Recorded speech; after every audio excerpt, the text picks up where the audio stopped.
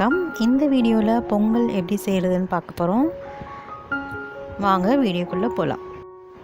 1 cup சிறுபருப்பு நல்லா கொஞ்சம் medium ஃப்ளேமில் வாசனை வர அளவுக்கு வறுத்தா போதும். ரொம்ப வறுக்கணும்னு அவசியம் இல்லை. இதமான சூட்டில் நல்லா வாசனை வர வரைக்கும் வறுத்துக்கோங்க.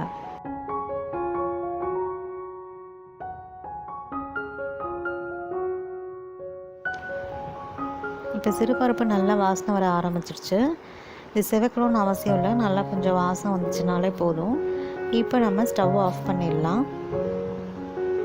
ஆஃப் பண்ணிவிட்டு 3.5 கப்பு பச்சரிசி, இப்போ இதிலேயே இந்த சூட்லேயே இந்த பச்சரிசியை போட்டு நல்லா ஒரு கிளறி விட்டுடலாம். பச்சரிசி வந்து கொஞ்சம் நல்லா வாசனையாக இருக்கும் இந்த சூட்டில் கிளறும் போது.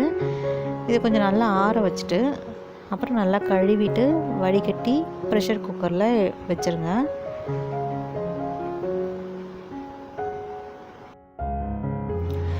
இப்போ இதெல்லாம் கழுவி ப்ரெஷர் குக்கரில் வச்சுருக்கோம். இப்போ இதில் 1க்கு 2.5 டம்ளர் அளவுக்கு தண்ணி சேர்த்துக்கலாம். 2.5 கப் அளவு வந்து சரியாக இருக்கும், கரெக்டாக இருக்கும் அரிசி பருப்பு எல்லாம் வேகிறதுக்கு. இது கூட நல்லா இடித்த பச்சை மிளகா 2 சேர்த்துக்கலாம். ஒரு 1/2 ஸ்பூன் சீரகம், அதுக்கப்புறம் ஒரு 1/4 ஸ்பூன் மஞ்சள் தூள் சேர்த்துக்கலாம். பச்சை மிளகா சீரகம்லாம் முதலே சேர்க்கும் போது பொங்கல் நல்ல வாசனையாக இருக்கும். அதுக்கப்புறம் பெருங்காயத்தூள் சேர்த்துடலாம்.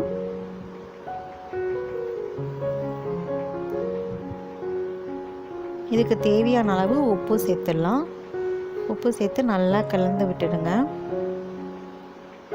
கலந்து விட்டுட்டு நல்லா ஒரு 2 விசில் வரைக்கும் வேக வச்சா போதும்.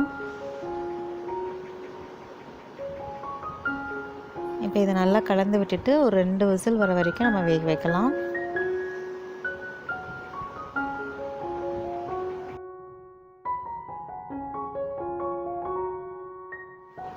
ரெண்டு விசில் வச்சதுக்கப்புறம் அந்த ஸ்டீம் எல்லாம் போனதுக்கப்புறம் ஓப்பன் பண்ணோம்னா அரிசி பருப்பெல்லாம் நல்லா வந்திருக்கு. இப்போ நம்ம தாளித்து விட்டுடலாம். ஒரு கடாயில் கொஞ்சமாக எண்ணெய் விட்டுக்கோங்க. எண்ணெய் விட்டுட்டு இதில் ஒரு 2-3 ஸ்பூன் நெய் சேர்த்துக்கலாம். இதுலேயே நல்ல மிதமான சூட்டில் சூடாக்கட்டும்.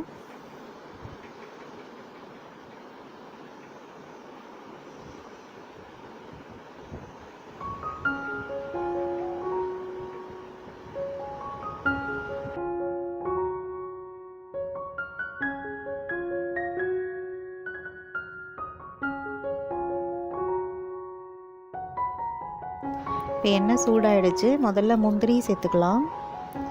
முந்திரி கொஞ்சம் செவக்கட்டும்.